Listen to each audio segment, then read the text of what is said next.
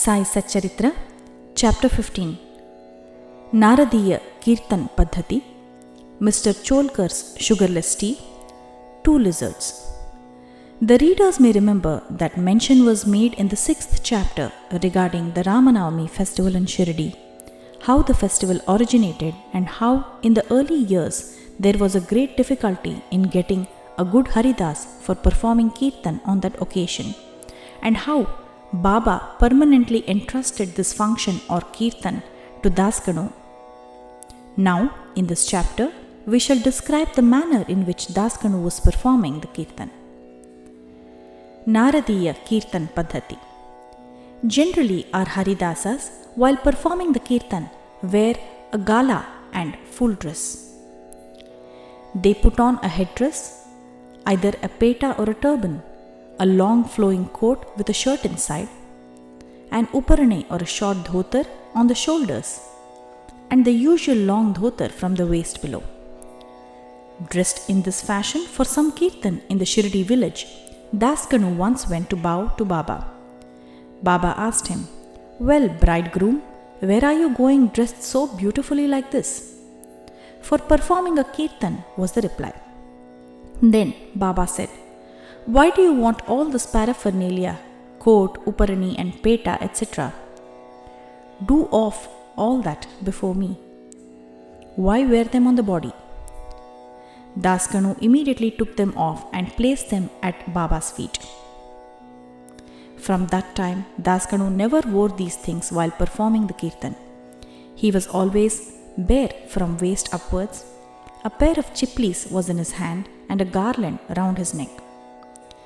This is not in consonance with the practice generally followed by all the Haridasas, but this is the best and the purest method. The sage Narada, from whom the Kirtan Paddhati originated, wore nothing on his trunk and head. He carried a veena in his hand and wandered from place to place everywhere, singing the glory of the Lord. Mr. Cholkar's Sugarless Tea. Initially, Baba was known in Pune and Ahmednagar districts, but Nana Sahib Chandorkar, by his personal talks, and by Daskanu, by his splendid Kirtans, spread the fame of Baba in the Konkan, that is, Bombay Presidency. In fact, it was Daskanu, may God bless him, who, by his beautiful and inimitable Kirtans, made Baba available to so many people there. The audience who came to hear the Kirtans had different tastes. Some liked the erudition of the Haridas, some his gestures, some his singing, some his wit and humor, some his preliminary dissertation on Vedanta, and some others his main stories, and so on. But among them, there were very few who, by hearing the Kirtan, got faith and devotion or love for God or saints. The effect of hearing Daskanu's Kirtan on the minds of audience was, however, electric, as it were. We give an instance here. Daskanu was once performing his Kirtan and singing the glory of Sai Baba in the Kaupineshwar temple in Thana. One Mr. Cholkar, a poor man serving as a candidate in the civil courts in Thana, was amongst the audience. He heard Daskanu's Kirtan most attentively and was much moved. He there and then mentally bowed and vowed to Baba, saying, "Baba, I am a poor man, unable to support my family. If by your grace I pass the departmental examination and get a permanent post, I shall go to Shirdi, fall at your feet, and distribute sugar candy in your name." As good luck would have it, Mr. Cholkar did pass the examination and did get the permanent post, and now it remained for him to fulfill his vow. The sooner the better. Mr. Cholkar was a poor man with a large family to support, and he could not afford to pay for the expenses of a Shirdi trip. As is well said, one can easily cross over Nanhe Ghat in Thana district or even the Sahyadri range, but it is very difficult for a poor man to cross Umbare Ghat, that is the threshold of his house. As Mr. Cholkar was anxious to fulfill his vow as early as possible, he resolved to economize, cut down his expenses, and save money. He determined not to use sugar in his diet and began to take his tea without it.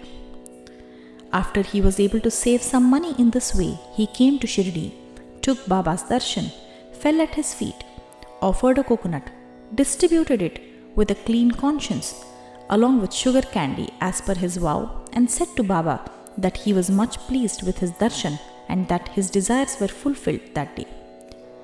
Mr. Cholkar was in the masjid with his host Bapu Sahib Jog. When the host and the guest both got up and were about to leave the masjid, Baba spoke to Jog as follows: "Give him, that is your guest, cups of tea fully saturated with sugar." Hearing these significant words, Mr. Cholkar was much moved. He was wonderstruck. His eyes were bedewed with tears and he fell at Baba's feet again. Mr. Jog was also curious about this direction regarding the teacups to be given to his guest. Baba wanted by his words to create faith and devotion in Cholkar's mind. He hinted, as it were, that he got the sugar candy as per his vow and that he knew fully well his secret determination not to use sugar in his diet. Baba meant to say, "If you spread your palms with devotion before me, I am immediately with you day and night. Though I am here bodily, still I know what you do beyond the 7 seas. Go wherever you like, over the wide world, I am with you. My abode is in your heart and I am within you. Always worship me who is seated in your heart, as well as in the hearts of all beings. Blessed and fortunate indeed is he who knows me thus."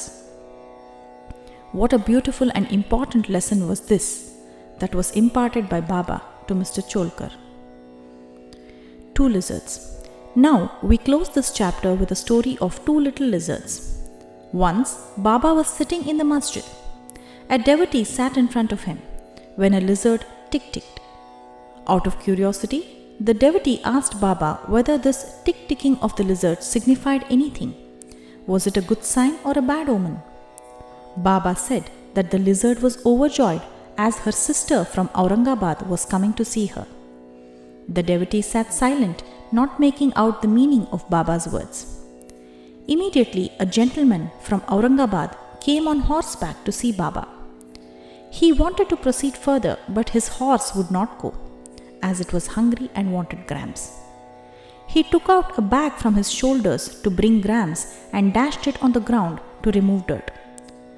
A lizard came out therefrom and, in the presence of all, climbed up the wall. Baba asked the questioner devotee to mark her well. She at once went strutting to her sister. Both sisters met each other after a long time, kissed and embraced each other, whirled around and danced with love. Where is Shirdi and where is Aurangabad? How should the man on horseback come there from Aurangabad with the lizard? And how should Baba make the prophecy of the meeting of the 2 sisters? All this is really very wonderful and proves the omniscience, the all-knowing nature of Baba. Postscript: he who respectfully reads this chapter or studies it daily will get all his miseries removed by the grace of the Sadguru Sai Baba. Hence, bow to Sri Sai, peace be to all.